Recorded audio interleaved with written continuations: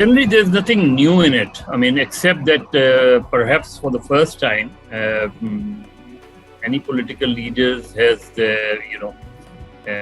particularly at that stature, has really triggered such a controversy in a public meeting. I don't know what was his fear.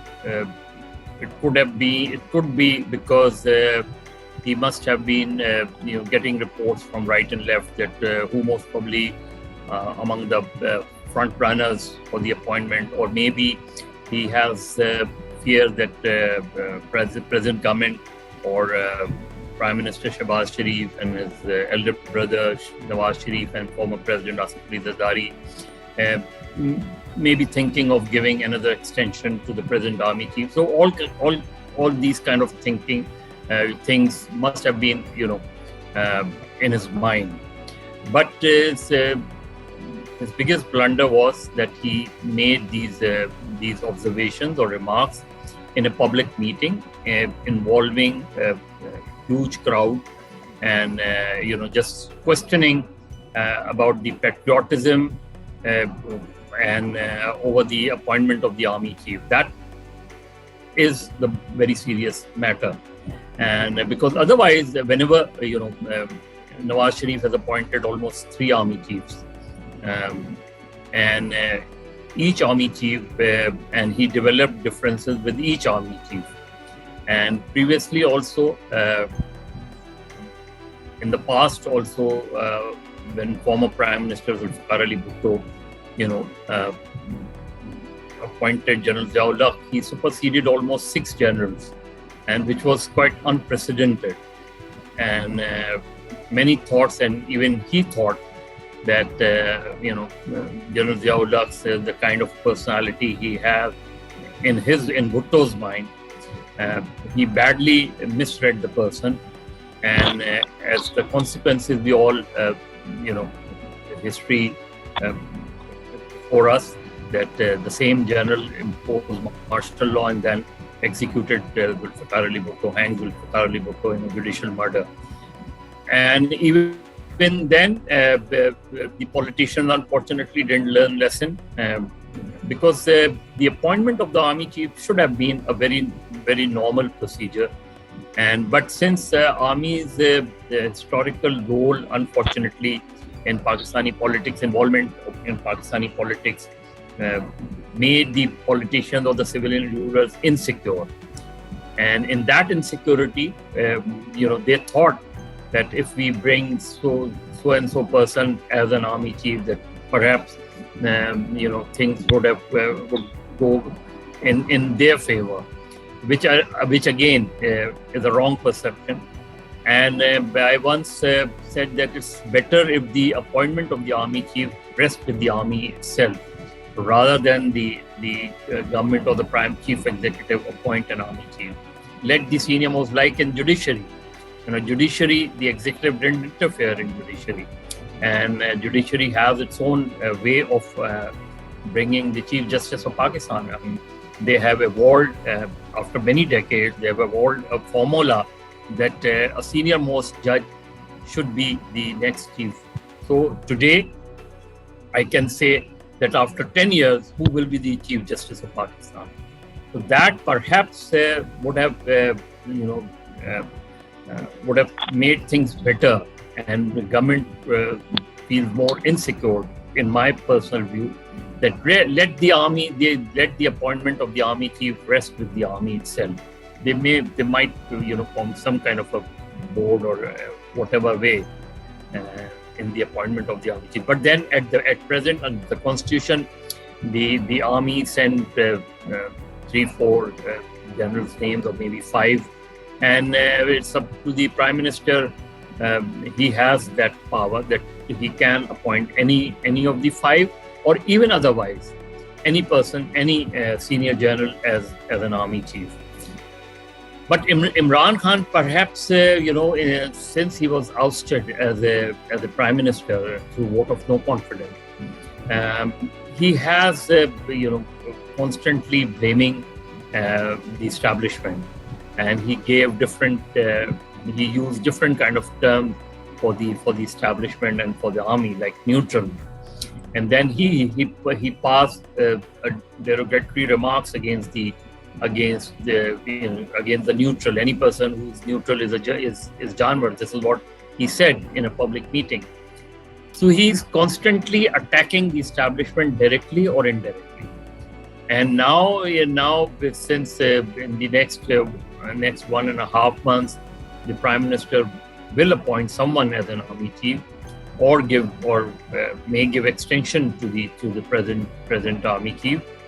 In either case, it's up to the Prime Minister under the Constitution.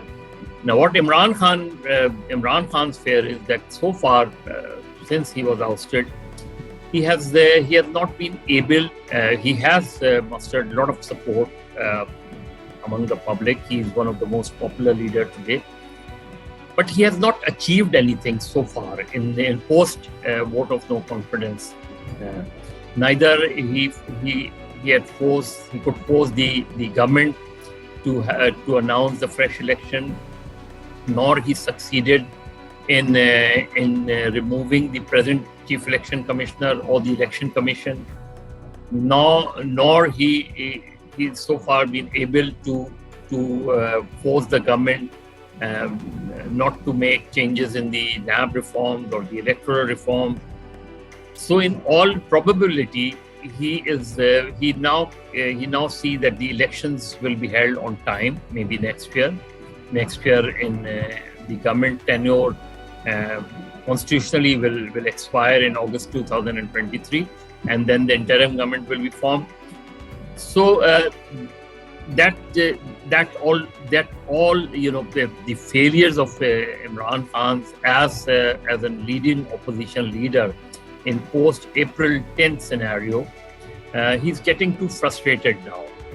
And though he always shows his confidence, he always be like in the court. He always, whenever he appeared in the court, he sounds very, very confident, and he is facing multiple cases, almost say 16 to 17 cases he's facing, and to his advantage, and he's not going abroad.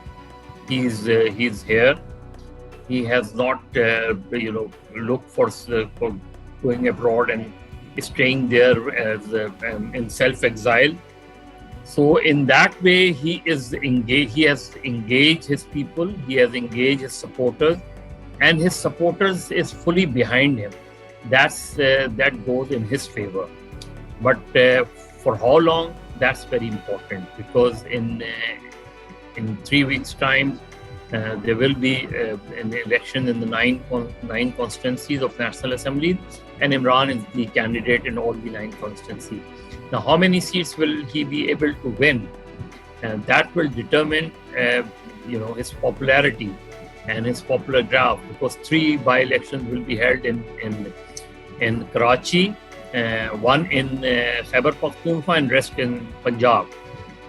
So, if he wins majority of those seats, he'll be able to tell the establishment, or pass a strong message to the establishment, as well as to the PDM government, that he is still the popular leader, whether you held elections now or you held elections after 6 months. And in that way, he will also be able to send a strong message to the establishment also, that they have to talk to him. They have to accept some of the conditions. But at present, as situation stands now, Imran Khan has not been able to force the government or the establishment to listen to him, to address his grievances, and to accept his demands.